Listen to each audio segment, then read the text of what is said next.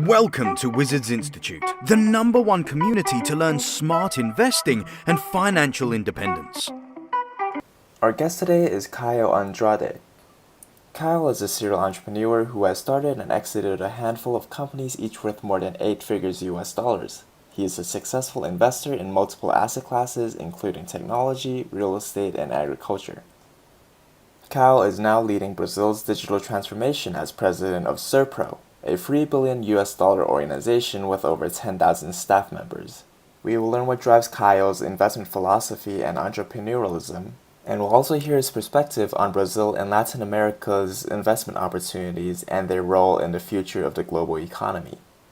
And so it's starting recording. The participants will type in questions as they come in. Caio, so I'll start. I'll just give a quick background in terms of what this is for the folks that are here, and then maybe in 3-5 minutes we'll dig into really the show is about you. So this is primarily a research project, Caio, for the book that we're writing called Investor's Bible: The 10 Commandments to Financial Freedom, or the 10 Commandments to investing. And the idea is that we have, by the time we're done with the book, we would have research and or interview at least 100 of the most famous, successful investors and entrepreneur investors, which is yourself. And the idea in different parts of the world. We've done a few for China. We've done quite a bit in the States, but you're the first in your part of the region. So we're excited. So the idea is really, how do successful entrepreneurs and investors think?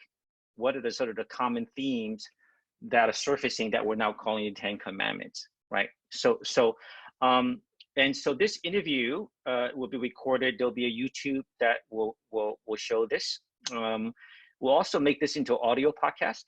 Some of our audience like to do the audio, and we'll also do a blog, so that essentially, hopefully, we'll share the key learnings, and then the most important points would be included into the book as well. Okay. Yeah. So So I'm gonna just go ahead and start. We talked about, yes. Go ahead. What is the time frame for the conversation? How long are you expecting? Yeah. So we typically go at least an hour, Caio. And the front part, maybe 40-45 minutes. I prepare, as you know, a bunch of questions. Okay. The audience will type the questions just so we won't be interrupted. And towards the end, we may open it up. If there seems to be good discussion, which I think we will, we can hopefully go for a bit longer, beyond the 1 hour. So hopefully we dive a bit deeper than a normal 5-minute, 3-minute TV interview that you do. Let's go. All right. So let's start. So I was looking at my notes, Caio, in LinkedIn. It's been 22 years. Denver, 98. Exactly. Is that amazing? Amazing. So for the audience, Caio and I were business school executive MBA class together at Duke Fuqua, class of 98. Caio did graduate, and back then he looked like a high school kid. Now he looks like a president or chairman. I did not graduate, Caio. I'm not sure if you knew that. I ended up not graduating from Duke, but I met you. So let's start with your background, Caio, because your background is just amazing. The handful of companies in tech, in real estate, and ag that you started and sold for, I think the lowest value one is 20-something million. Tell us about that, and then please tell us about what you're doing today, and then we'll dig into Brazil and the investment opportunities there. Sure. As I'm sure the audience knows, the smart people at business school, they drop before they graduate because they need to work and make lots of money, like Sam, like Steve. Okay. So I'm a sociologist. That's my background, communication, and I worked for a while as an advertising copywriter in my previous life. I had many previous lives, and then I'm also a musician, and I went to study music at Berklee's College of Music in Boston. And at the same time, I did a postgrad program at Harvard University in 1992. The important thing about 1992 is that that was the year that the internet was booming in the US. CompuServe and Netscape, these things that we don't remember anymore. The internet service providers were there. And so when I came back to Brazil in 1993, I was crazy about doing something on the internet, but there was no internet in Brazil. So I joined the community of BBSs, bulletin board systems. And eventually, many bulletin board systems became internet service providers. And I was at the scene, the very good scene of, I knew everybody in the business. And what happened is when I met Ang, we went to Duke University together. And there at Duke, I met Nadir Desai, who was the president of PSINet in Canada. In Toronto. In Toronto, exactly. And Nadir, who unfortunately is not with us anymore, Nadir told me of the plans, and I went to, I met with Bill Schrader, the CEO, Pitt Wills, the COO of the company, PSINet. PSINet at that point was the largest internet service provider in the world, corporate provider. The first data centers that were built in the world were built by PSINet. So I was at the very beginning, I knew everybody, and I pretty much did a rollout of companies, right? I had one internet service provider. I roll out other companies, and I sold those companies, including my company, to PSINet. At that moment, I made my first, my first good money, I would say, which is the one that you mentioned, $28 million. Because of that, I started up my own, I would say, my own, it's not a venture capital, it's more like a company builder kind of company. It's a holding company called WebForce Investments at that point. This is year 2000, right? So in 2000, so my company is 20 years old now. This company, WebForce, immediately we produced a web service called HPG, which is Homepage Grátis. In Portuguese, it's called Free Homepage, which was pretty much the same model of GeoCities. GeoCities was huge in the US. I pretty much understood the model and did a kind of copycat to Brazil. And at that moment, the company became the largest audience of Brazil on the internet. And I sold that company in 2003, and then it was 55 million, right? Good money. The group that acquired HPG had a very strict non-compete rule, and I could not do internet for 5 years. I was out of the internet for 5 years. So from 2003 to 2008, I couldn't do anything on the internet. Oh, wow. Okay. Yeah, but I was happy. I was happy because I had made money. So, and then I start my real estate business. And my real estate business, I was at the same time, a big agency for real estate brokers. And I am a developer, right? Of real estate projects as an investor, not as the lead position, but as an investor. So, but my company, the company that I built from 2004 to 2010 became the best and the largest a real estate brokerage firm in Sao Paulo. And that company was acquired in 2010 by the biggest company in Brazil. The three companies that I sold, they were sold to listed companies, right? Listed companies. I built them, and I did not become an acquirer. I was acquired by everyone. So this company paid pretty much like something between 85. We still have some money to get, 85 million. Okay, good.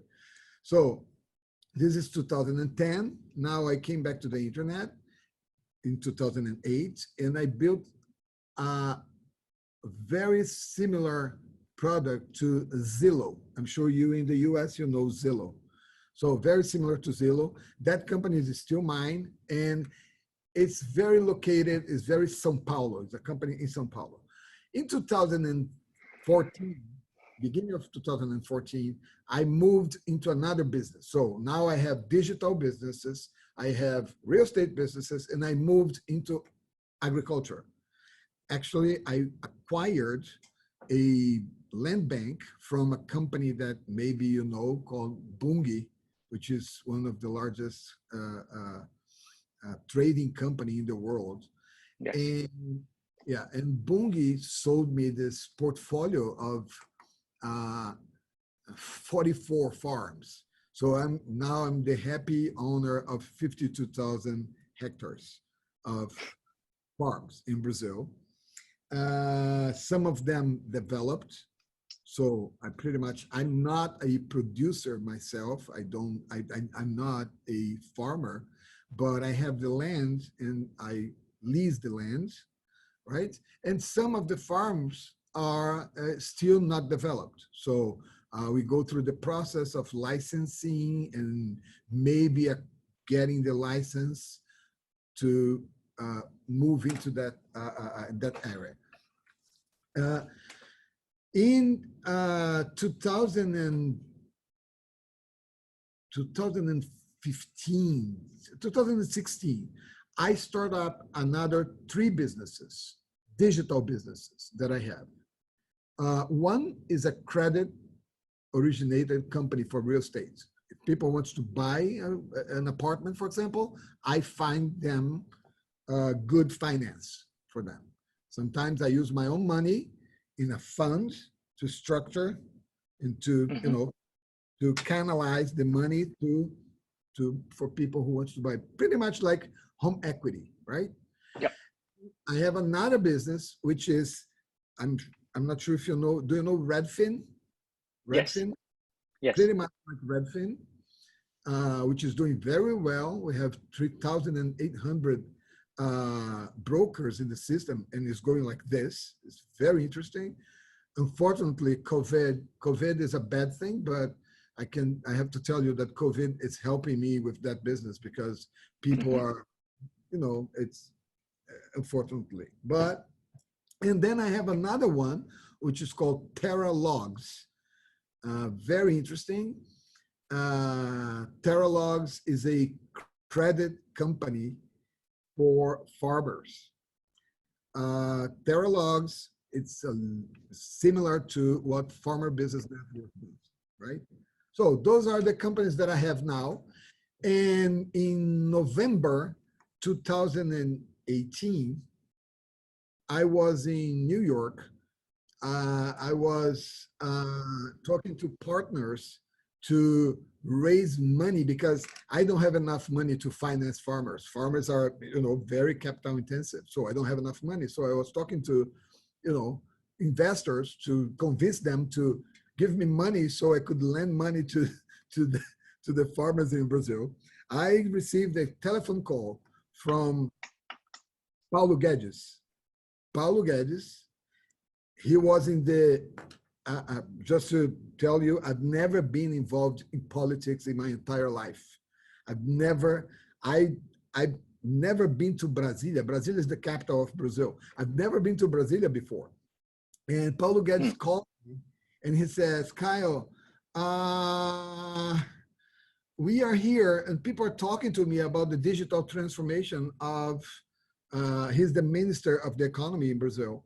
And he called me and said, we are talking about the digital transformation of the federal government. Can you please come here and help me to, to understand what's going on?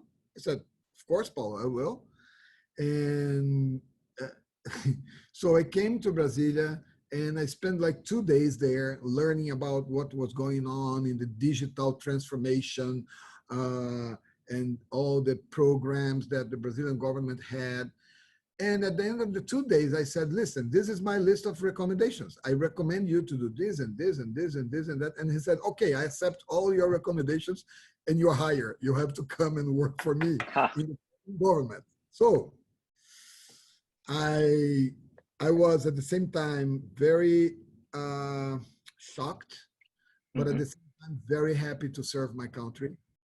Very proud to be part of this team that is changing Brazil. I don't want to go through politics, but there is a real sense of urgency to transform the state, because the state, in our opinion, is too big. Too big. It has to be smaller, has to be less bureaucratic, it has to be more efficient, has to look at the citizen in a way that the citizen deserves because it pays taxes. Brazil is a very unfair country, and we believe that this is one of the ways to make Brazil more just, more fair. So there is a company called SERPRO. It's a 3.6 billion company, 9,500 employees. We have offices in 11 big offices of development in 11 states. This company pretty much runs the entire IRS in Brazil. So every money that the government receives, the treasurer is here, it runs here. The issue of passports, every single document goes through here. The entire social system goes through here. The import-export data is in here. So this is a big platform to do two things, right? It's a big platform to help or speed up the digital transformation of Brazil in one sense. And in the other sense, it's a very good platform to cross data and raise evidence that is going to make better public policies, right? This is pretty much a modern, very modern way to manage a country and its, different policies. I'm very happy here. My companies are doing very well. I had to step out of all of them. Because of the Brazilian rules and governance, I cannot be a director in any of them, but I can be a partner, so I'm still a partner. I have professionals taking care of this, and I'm here. I received the call. I accept the call. I am very happy because I'm learning a lot. I'm driving by learning. And because I'm making also very good relationships that I'm sure they will, last forever. So this is the consequence of having time and, disposition to help my country. I believe we are going to change. So I think that's the small part of it. Wow. Kyle, what a 22 years, huh? You're putting me to shame. I got to work harder. I work smarter like you. But I think your background is really special. You started when I met you with Nadir. You were just a budding young tech entrepreneur, right? You did that really well, and then you moved on to non-tech, which itself is quite unusual, because you could obviously continue with tech and you're successful. It looks like you made money everywhere you touched. Our last speaker was a lady named Kathy Xu. You've been to China a few times. Kathy is the #1 woman Forbes Middleist venture capitalist. I would imagine if you keep doing your tech and what is investing entrepreneur, you would be the Brazilian Middleist guy. But you then pivoted to now primarily full-time, right? To serve your country, really, because SERPRO is not about making money. It's really about changing Brazil. Yeah. Yeah. Okay. So, I mean, The salaries are very, it's one of the problems of the Brazilian administration. Salaries are very low compared to, it's difficult to attract good talent because you don't pay good salaries. okay. So let's talk about SERPRO in Brazil. In Brazil, it's a huge country, right? 200 something million people, almost quarter billion people. I think like China or Europe, is it 26 autonomous states? It's actually very diverse from a governance standpoint. The people are diverse. Why did you choose a government-owned platform to transform the economy as opposed to what we discussed last week, potentially building the next Tencent, the next Alibaba, next Facebook, which would have a higher impact?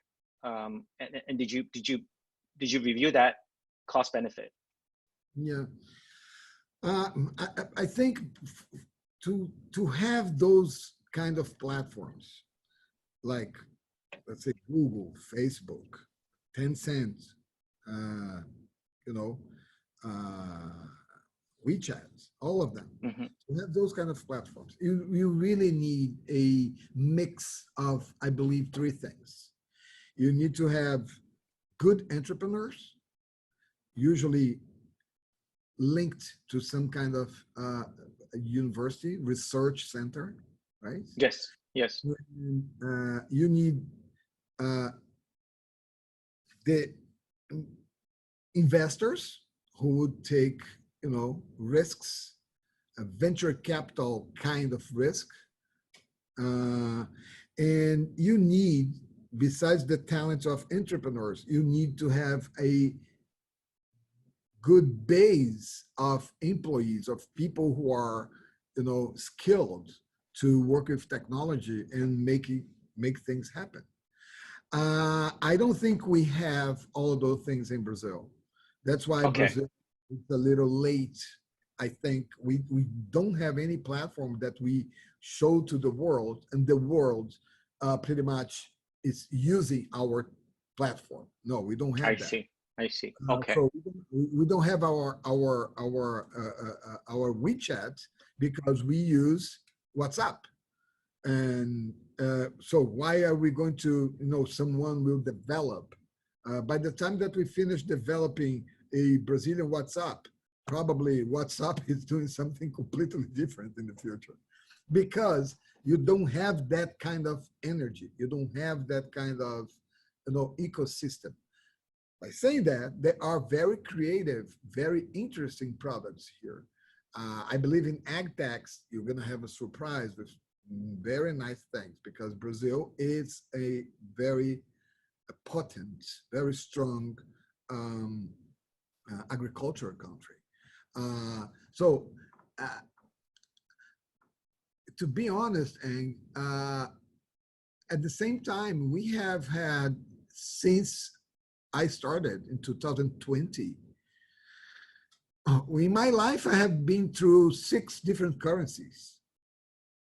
6 currencies. Maybe 20 different economic plans, macroeconomic plans. We had been to very strong 3 recessions. So it's very hard to, to entrepreneurs to be consistent in Brazil. I see. We don't have that kind of, money available. So there is no exit for the Bovespa, which is our stock market. It's not very active when it comes to, startups. We don't have. I see. Like this. So it's not as functional as it could be. In the last 5 years, it got much better. But in the last 5 years, I am more like doing things. I've never been, and I'm not a startup type of guy. I just like to make businesses, and I like the digital, and I love the internet. So it's different from that, startup community. So I don't see, probably in the future, we're going to have, one of the reasons that we are doing what we are doing here is exactly to improve doing business in Brazil, to improve our capacity of doing business, to be less bureaucratic, to, at the end of the day, maybe we're going to have a good exit market in the future. So I see. Okay. So what you're doing now is really focused on building the foundation, the infrastructure, particularly the digital foundation for Brazil to enable more Caios. Is that right? Do you see that as a 5-year job or 20-year job? I promised 2 years, but I believe I promised 2 years, but I believe I'm so happy with the results, and I see so many things happening so fast that I think I'm gonna be here until somebody tells me to go home. Okay. Okay. Yeah. Let's talk about the region a bit, Kyle. So last summer, I was in South America. I did 6 countries last summer for vacation, but also learning about the region as part of my research. And as you know, I accepted your invitation to supposedly come to Brazil earlier this year, and would have come if not for COVID. But you know, the consistent answer when I talk to business people and investors in the 6 countries, you know, whether it's Ecuador or Colombia, almost everyone says, you know, Brazil has to drive the region because Brazil is the largest. It's just a powerhouse in the region, right? Can you talk about that in terms of where Brazil is in relation to the region, where you see the region, again, / Brazil? You know, if I'm a family office person, let's say I manage a $500 million family office fund, how should I look at Brazil in the region from an allocation standpoint, and why? Should I put 5% there versus China, or should I put 20%? You know, what do you see as a feature for the region, and what would drive that?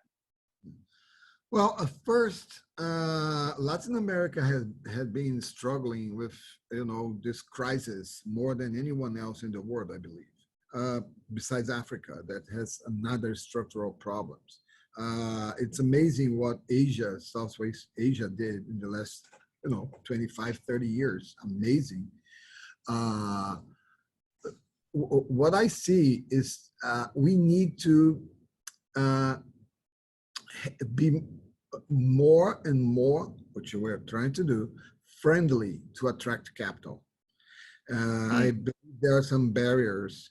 I don't believe, I know that there are some barriers that are pretty much stupid.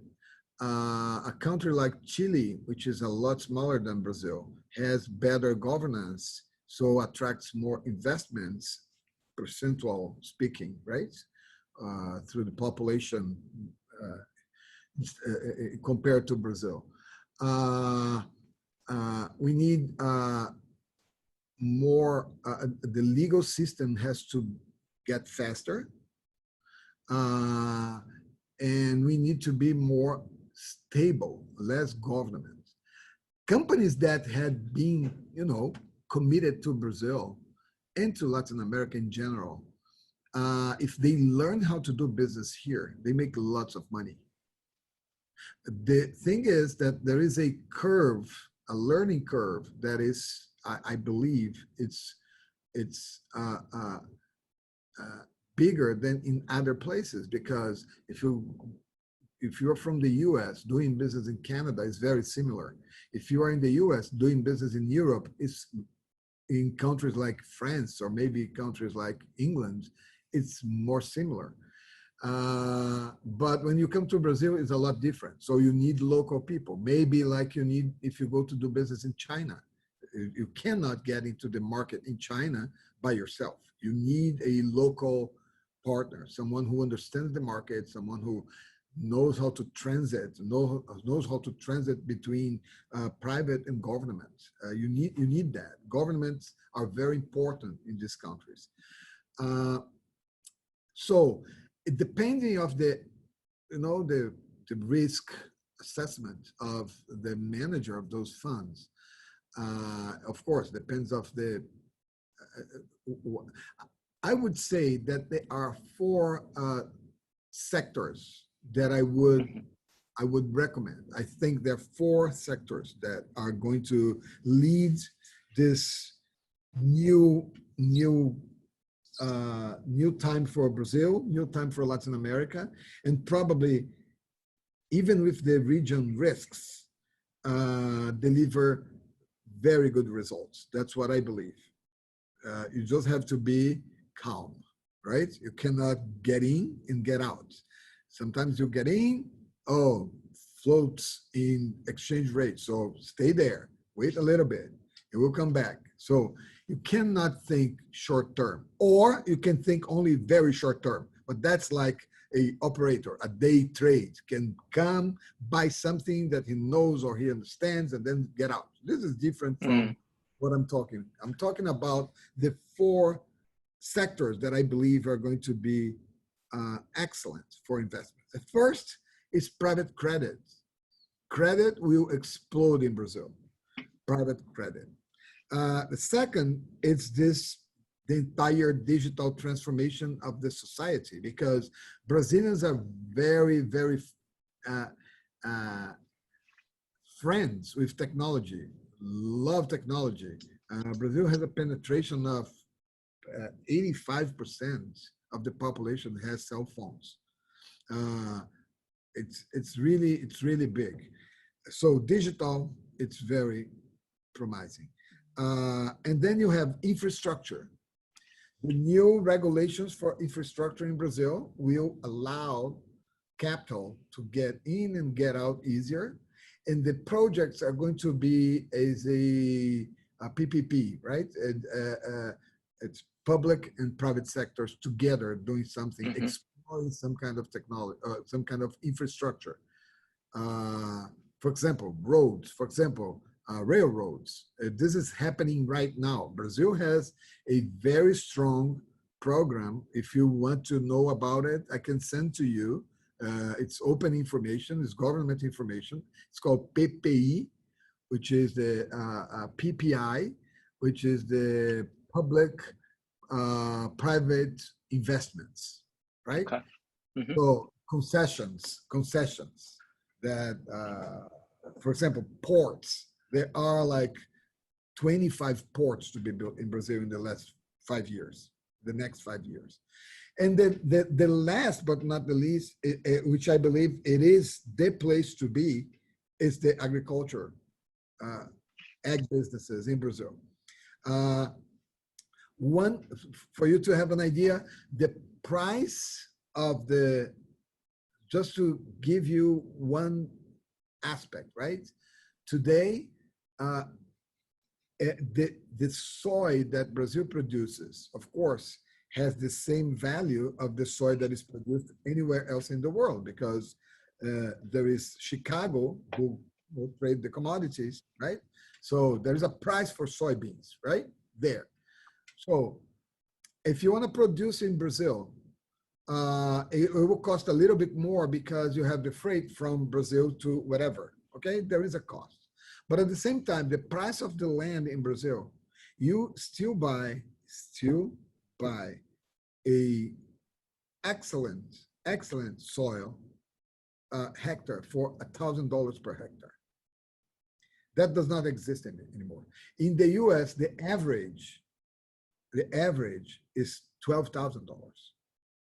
So you buy for $1,000 land that will produce the same product that is produced in the US. And pretty much,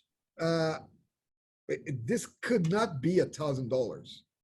Okay, maybe not 12,000, but because of the distance and everything, but could not be $1,000. And it is $1,000 because Brazil is going out of the largest recession that the country has ever had. And at the same time, the exchange rate is very favorable for US dollars, for foreigner currencies, right? So it's a no-brainer. I don't believe there is any investments like real asset investments that will deliver more returns than land in Brazil in the next year. I don't believe it. So Kai, of the 4 sectors you have been in 3 and been successful in 3. Is there a Caio Brazilian fund coming up soon? After your SERPRO project, maybe you could do a Caio fund No, to access. honestly, I never thought about it because I'm Mm, not a manager. You understand? I'm an entrepreneur. I'm a kind of I like hands-on. I like doing businesses. I would have someone as a partner in some projects, yes, but I don't. Not necessarily talking about raising a fund to. At least not knowing. It's not in my. sure, sure. Um, can you tell us what, I mean, SoftBank made a big splash last year. This is obviously pre-COVID and pre-WeWork and a bunch of blowups about really diving deep into your region. What's your view of that? Have you talked to them? Are they focused on Brazil? Are they focused on the areas that you're talking about? Are you guys working together? Well, they have many. They have many investments here. I know guys that are running SoftBank in Brazil. Of course, very interesting company. I I liked very much part of the investments that they did. Some of the companies I don't believe it, but I'm not always right. I just don't believe it. I don't want to mention them because it's not my, I don't want to talk to about them. And one of our companies, which is a credit company, it's talking to them a lot because this company deserves more money to grow. And so we are talking to them. The managers are talking there. Very interesting company, a platform for credit. Imagine that. Imagine that you are, let's say, for example, eBay, right? You are eBay. As an eBay owner, you have information of what's going on inside eBay. So you can find the owners of the pages at eBay if you are eBay, but you are not in credit. You don't know, you're eBay, you don't know how to do credit. So this company, it's called Capitalis, has a platform that plugs to eBay and do the entire credit analysis, and many times raises money together with eBay to, give credits in that ecosystem. It's very interesting. It's a platform. It's a credit platform company. Caio, I think Brazil is the 8th or 9th largest country in terms of GDP in the world, depending on how you count it. But I also read that Brazil is number 7 in terms of number of billionaires. Now, in places like in America and China, it used to be property that drives the number of billionaires. Now it's obviously technology. What does Brazil look like? And do you see and which of the tech companies could again become the future mega companies that will be sustaining and driving alongside your SERPRO project? Well, Brazil, it's you have these things about it's the largest number of helicopters per capita in the world, things like that. You have like you've been to São Paulo, São Paulo. It's a crazy, huge, big city. You have a very restricted number of people, very filthy rich. And you have a population that, has struggles to sometimes to survive. It's the country is more violent than it should be. The country has social problems that we should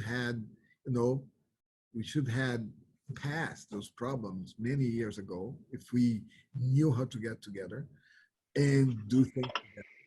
I think Brazilians have a problem of getting together and having civil engagement, we need that, let's do it. I don't think we're very good on that matter. So it's very hard. There are some very big technology companies 2.5, $3 billion companies. There are means of payments. You have some credit companies doing very well. You have operators like technology platforms for e-commerce, big ones. So you have, but it's never like the US, Israel, or China. You know, because it's different. But you have huge farms, huge, big companies in Brazil. Biggest operation of Bunge, for example, in the world is in Brazil. Cargill, huge in Brazil. Costco, Chinese company, huge in Brazil.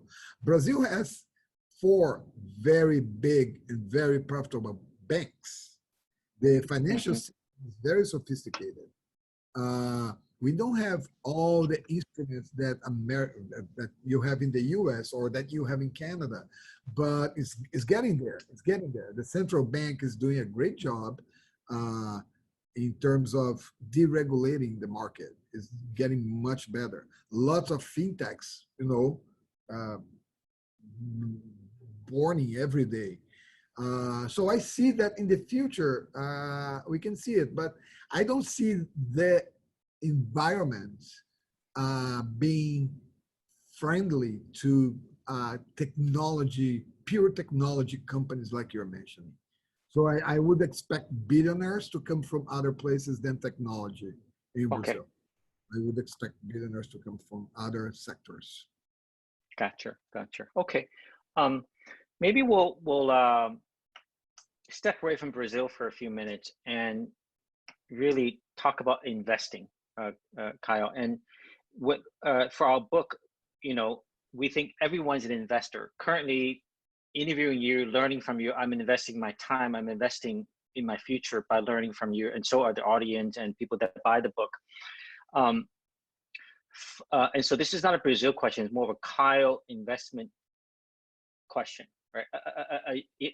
I think Elon Musk is an investor because he invests his time to SpaceX or Tesla. So if you were to advise a family office manager or one of your children later on investing, what are some of the things that you've learned, guiding principles that made you so successful? So I have I think my approach to investing is a little bit different from the average. I think I'm a risk taker. So I believe in certain things and I go after them. What I did when I first made money, I lost a lot of money just thinking that I was an investor, because I would go to the stock market and buy stocks and sell stocks, and at the end of 1 year, I just lost, I don't know, $2 million. Because I was doing the wrong thing. I don't know how to do that. Why should I try to be, because, it's not my business. I'm not every day there. So at a certain point, I decided that I was going to really separate kind of part of my money, just separate part of my money and make very conservative investments. Okay. Right? So I have some structures to save my money. So I cannot go there and get my money, because if I would take it and maybe invest in something else.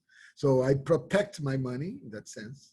And that is very conservative. So I do funds, I don't expect high returns.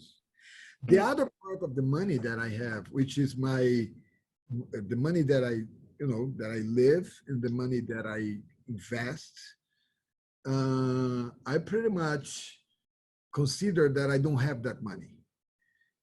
That money is made, it's mine for me to believe in the things that I want to do. So it's it's more like people, I know it's hard for some people to understand, but I have lots of fun doing what I do.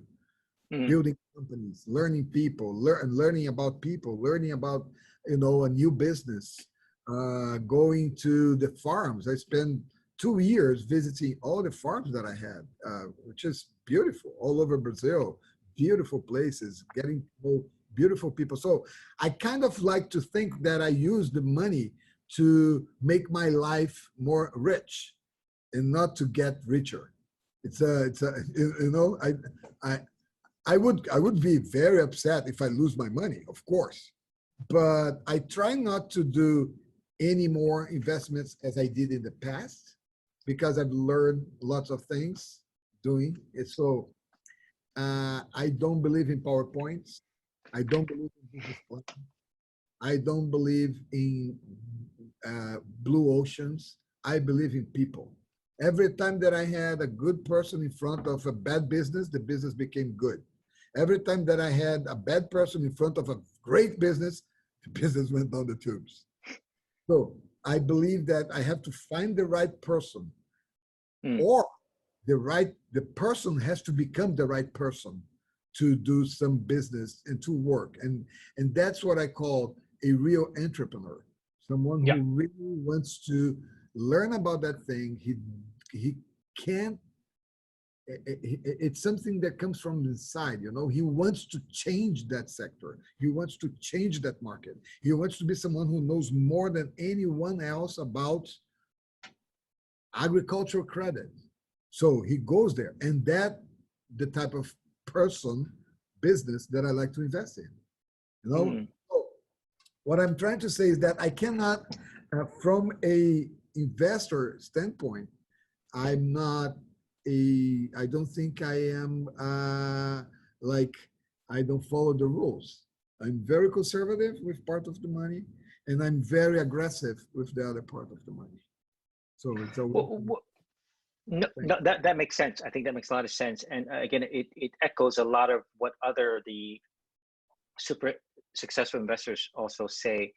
Kyle, what was your biggest flop? My biggest failure? Yeah. Oh, I have many of them. I have many of them. I have one business that I did that I have a conference that sometimes I go to schools to make a presentation that it's called How to Make Success and Lose Money. Back in 2004, I decided that I had this idea about this animation show. And I pretty much bought a company of animation. I hired the people. I found someone who was very good. And I went all over the world with the animation shows. And I sold it to Japan. I sold to the US. I sold to Italy. I sold to the entire Latin America at Cartoon Network. But, animation, you just make money when the thing is, when kids adore it, when kids love it. If kids love it, you're going to have the licensing, the merchandising. And then the merchandise will give you money. The animation itself doesn't give you money. So I lost a good, $3 million there in the business. So it was more than a flunk, was a frustration because it was lovely. And it's interesting because it's 2004 and the entire animation is about a villain that wants to dominate the internet. And what he does is to produce fake news all over. And interesting. Very interesting, very interesting. But it was very nice. It was a, experience is what you get when you don't get what you wanted, right?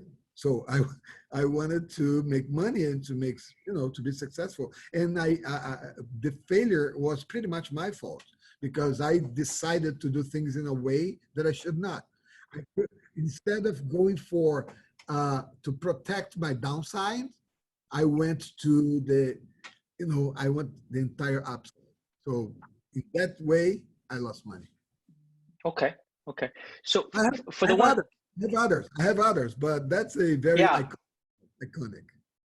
So flipping that, there's a question from the audience saying, for each of your different career moves, and you've had many, what was the one key thing that made you, what key attribute that made you decide to go into, whether it's wet forest or farming, or what was it one thing, if there's one, that you look for before you invested money and time into it? Well, my nature, it's curiosity. I'm a very curious person. So I'm like Yep. I want to learn things. And so this is the motivation that keeps me moving and going from one thing to another thing to another thing. And many times remaining, because don't forget, I was from a copywriter advertising, I became an entrepreneur.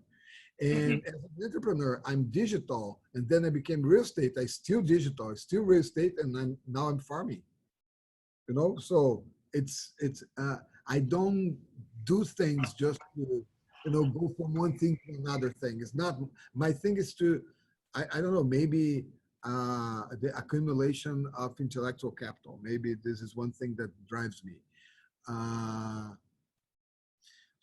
But and the thing that I learned that really I think makes a difference for me in Brazil, because I don't know if I can do that in other places, but in Brazil, I know how to read people. Mm. I know I understand what's going on. I understand what is not written there, which is between the lines. I have partners. I'm not a one-man show. I have partners, but I have like 5 partners. And these 5 partners that I have, besides the people that are working in the companies, because I'm very generous with equity for people who works with me. I'm very generous.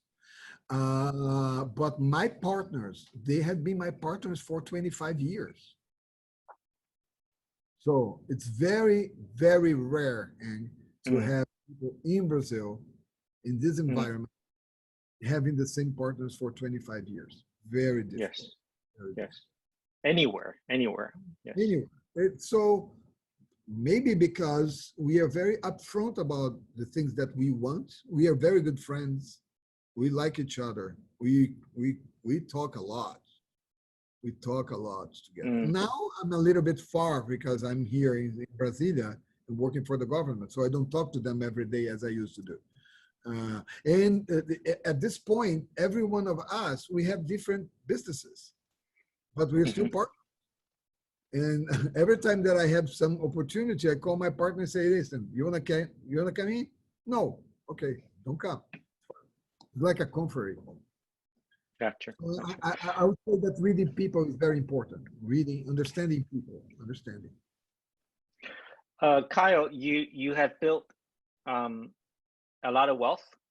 I'm sure you have a family office. I'm not sure if you manage that yourself or if you outsource that to professional managers.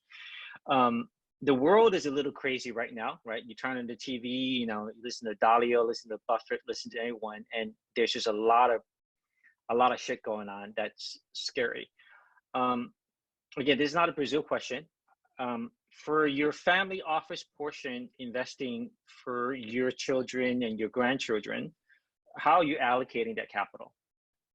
This is not the part where you go and start another company. This is the part that you want to obviously earn returns. How are you allocating? I'm always trying to do something between 6% and 8% in US dollars per year. That's what I do. Okay.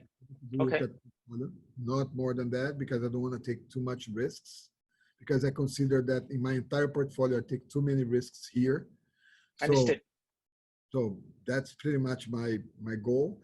And I would say that I don't have a family office, but I have a family office because I don't have enough money to have a family office on my own. So I part of a group of, a manager. Sort of a multi-family office, if you will. So there is a manager. And how are you allocating this for every $100 that you have? I would say 70% in 70% in funds that give different returns. I do invest in Brazil.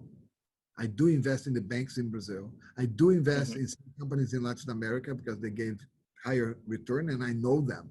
I'm not afraid to give money to Banco Itaú. It's okay for me. If they're paying, 5% a year, I know that they're not going to go broke. I know they're fine.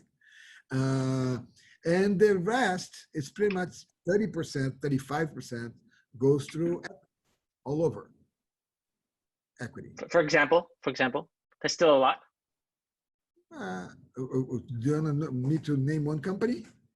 Oh no, I just more of a geography sector, asset type. I'm curious how you put your money. Equities in Brazil. I don't do equities in Brazil. I don't invest in companies in Brazil. I invest in companies pretty much in the U.S. Okay. And some of them in Europe. And so the 30% is stock picks in non-Brazilian. Okay, and then the 70% in funds. Where do the funds invest? Is this a Latin American fund, a Brazilian fund, or is this Yeah, there are funds that they invest in currencies. There are funds that they invest in Latin America. There are like debentures of Brazilian companies, debentures of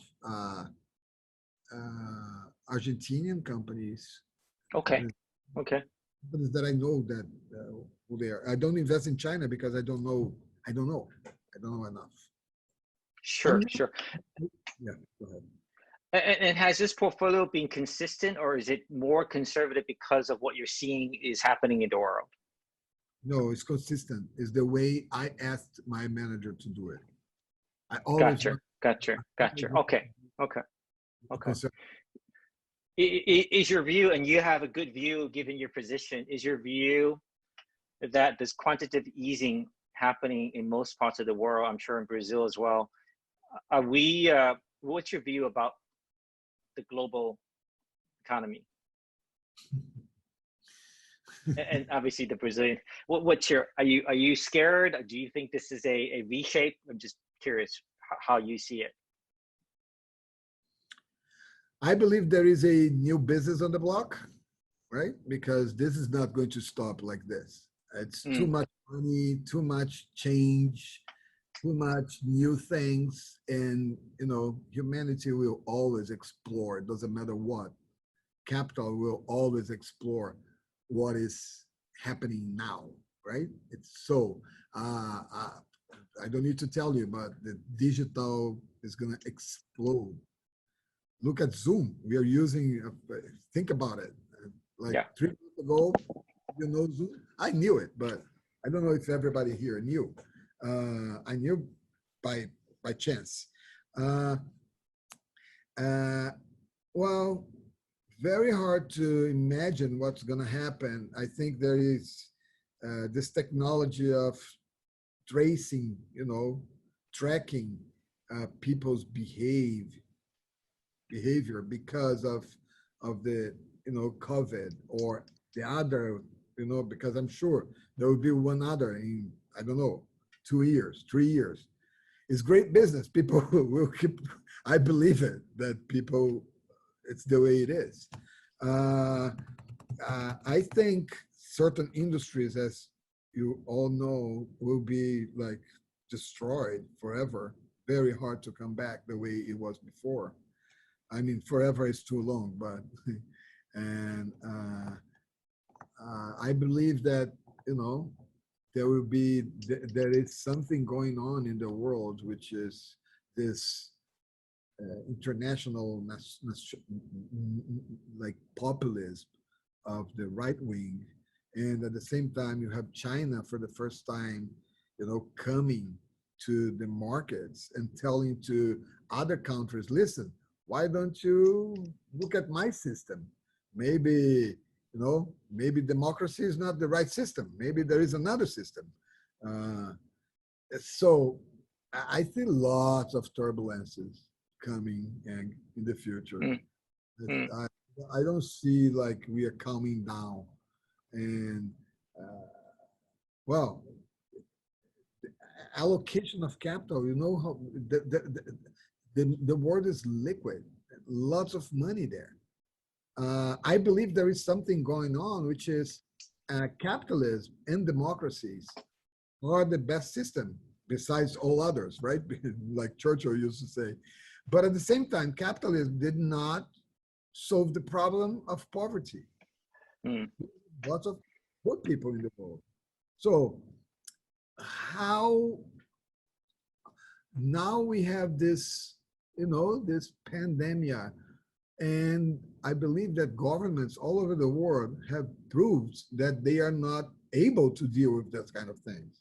I don't see any, besides one or other example, maybe South Korea, maybe, you know, but I don't see good examples of good management of what happened. So maybe people are going to say, why are these governments taking care of us if they don't know what to do? So let me try to help people in another way. And at the same time, we are more at home with our families. And probably you look and say, why you had been with your family for like now 5 years that you had been like taking care of your kids and growing up with them and watching them. How many of us had this chance? How many? You know, so now maybe people working from home, they will have the chance to be closer to their families, which is probably very good. So I see lots of change, but I don't see, I don't see stability. I don't see stability. I see. Okay. Hey, Kyle, I mentioned to you the last guest we had was a very, very smart lady called Kathy Xu. She runs a VC out of China. And if you Google Kathy Xu and Ray Dalio, she actually interviewed Ray Dalio. It was an interesting interview because towards the end, she kept insisting that Mr. Dalio become a politician and run the country. Right, and Ray kept saying, no, that's not me. And Kathy said, you should go and join government because you're the leader. It just occurred to me because I feel like Brazil needs somebody like you. So is there a future there for Kyle into politics? Well, to be very honest, I never thought about it. Now that I'm here, what I see is that this country specifically, and I'm sure other countries as well, they need managers. This is a management problem. This is not a politics problem. The politics are the politics, right? But there's so many, the grass is so high. The grass is so high for a good manager to come here and do his job or her job, and at the end of the day, get results like this.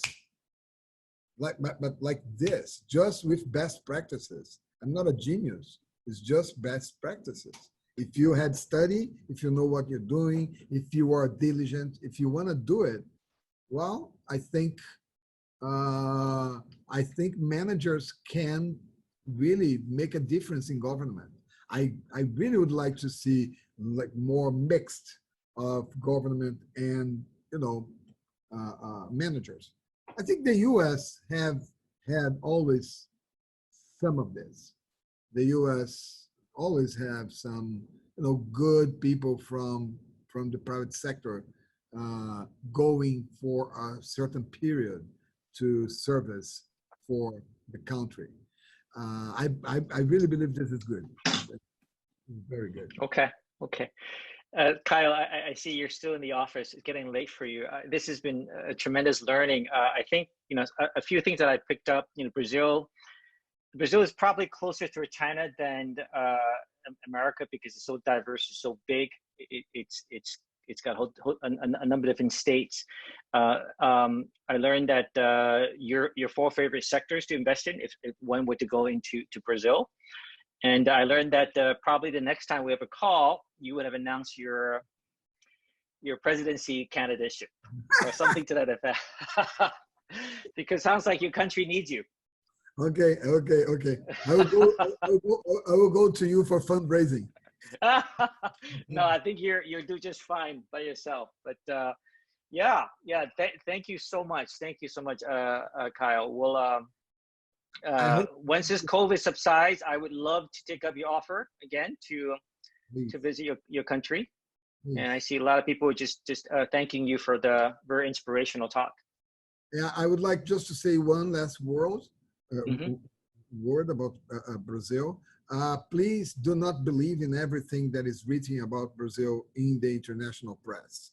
Uh, our government is not doing a good job in communication at this point, but we are not that bad.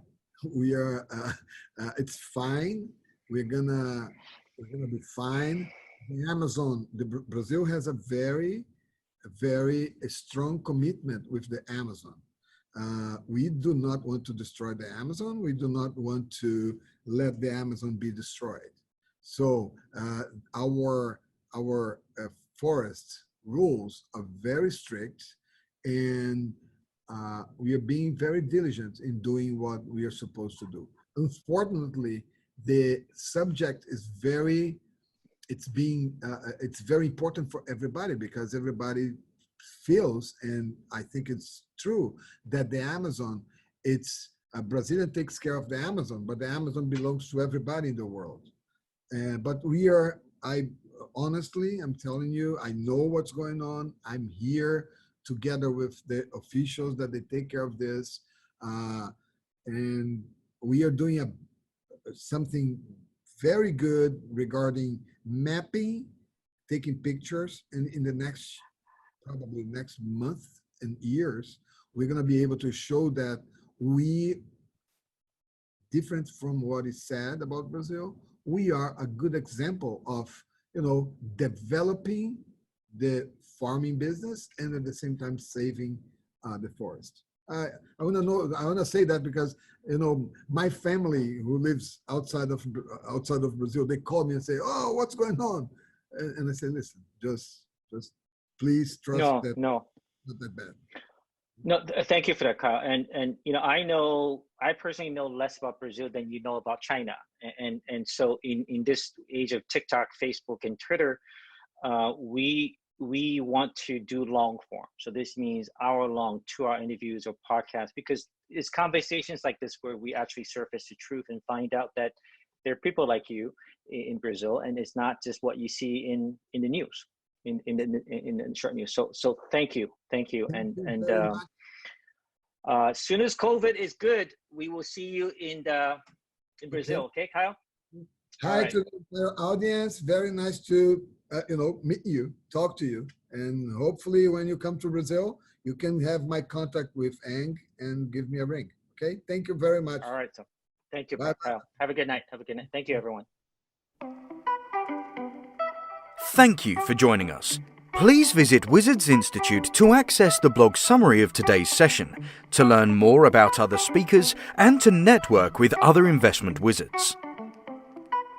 Wizards Institute, the #1 community to learn smart investing and financial freedom.